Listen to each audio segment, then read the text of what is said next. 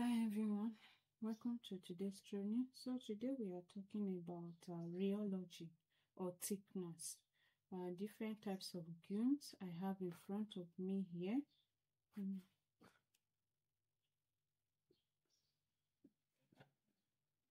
So I have different kind of gums in front of me here.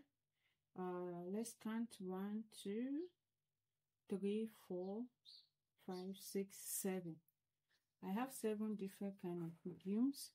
We call them rheology, okay, or thickness. So this thickness, they work in different ways, or they stabilize the product in different ways. Some can be used as gel making. Some can be just to stabilize the solution. Some you can use them as making serums. Almost all of them you can use in creams and lotion, but it now depends on your usage range. That's how you will determine how much you need in your cream or lotion, because already you have other thickness in your lotions and your serums, in your creams or other products, hair product as well, like your emulsifiers, your co-emulsifiers. They are already there. They serve also a purpose of thickness. So when you are using them in this type of product, you want to use them in their low to medium usage range. But when it comes to making gels, for example, facial gel or hand sanitizer gel, then you want to use them from their medium to their highest number, okay, their maximum percentage range. But some cannot even work in a facial mask gel, in a hand sanitizer gel. Some cannot work in it because they do not form that thick gel. So I'll be showing you guys different gels. I've already made them, because if I'm to make them one by one in the video will just be too long, or it will just be a lot of videos, because here I have 7. So that means 7 types of videos of rheology, which is too much work to do. So that's why I went ahead, make them, and show you guys the outcome. And one thing I've done is I've used all of them at 1%, or not some at 0.5%, some at 2%. No, I've remained constant with their usage range at 1% everything, so that I can be able to tell the difference. Okay, so let's go ahead. Number 1 here, let's talk about xanthan gum. In front of me here, I have about 3 types of xanthan gum. Okay, 3 different types of xanthan gum, and they all come in different stability stage. They form gel in different ways, and their color also are different. Okay, so we have here, I have xanthan gum regular.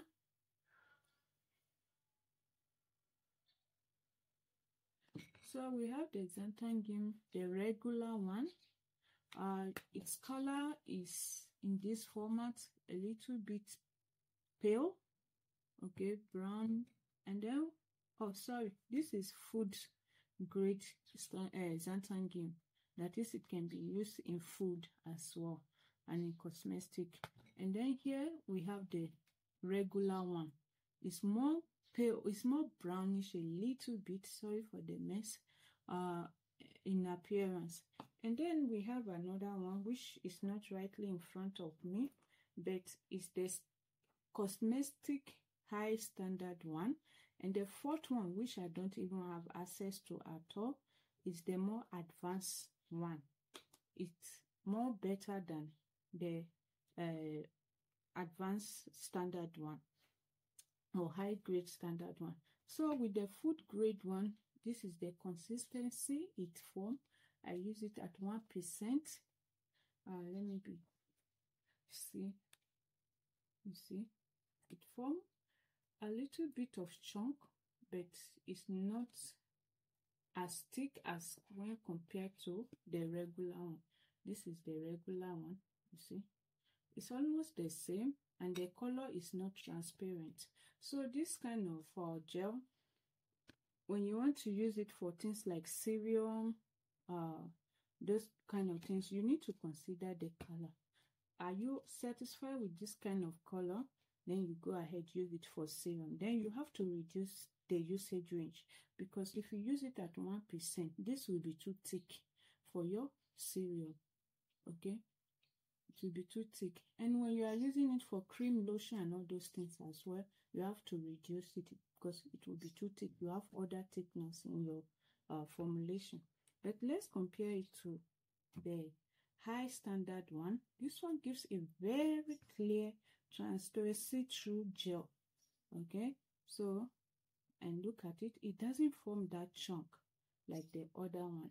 It can easily run through your pipette bottle for serum if you reduce the percentage range, and then you use it from the low to the medium. You see the difference in them. And now we have Silly Gel. Silly Gel is another great thickener, very good for serum, for lotion. But when it comes to active ingredient, when you are making your serum, for example, it might not form the gel, so you have to be careful when using it. But when you make cream serum, yeah, it works properly. And then in your formulation, you want to add disodium EDTA to stabilize the ions. So here is its on. You see this type of thickener doesn't form a thick gel. You can't use it for facial gel mask. You can use it for hand sanitizer, but it's great for cereal. It's great for lotions as well, because it's running type of gel. Its purpose is to stabilize the ingredient in the solution. It doesn't form that thickener. Imagine at 1%. See, so this is it. And another thing is xanthan gum. You need glycerin or other type of emulsions to disperse them in the solution. Don't put it directly in water. It will form the lumps. So you don't want to do that. Xanthan gum, guar gum, you want to disperse in glycerin first. Even silly gel you can, but experiment with little amount to see if it disperses in water or not. If it doesn't disperse in water, then you go ahead and disperse first in the glycerin. And here we have guar gum. Okay, guar gum, the difference in it is it's a cationic emulsifier. Cationic emulsifier. That means it will not work with a non-ionic it won't work with ionic ingredients. So if you put it in ionic ingredients, it will not work. Okay, so remember that this is guar gum, the cationic thickener. See here, that is, it doesn't have a conditioning effect, but it works best with conditioning ingredients like the cationic emulsifiers. So when you are making your hair conditioners, you want to use guar gum. And there is advanced ones that is called guar cat. That one even works more better than this one, but I do not have it right now. So that's our plugin. So here. And another thing you want to consider when dissolving all these things, these thickeners, is pH. Some dissolve best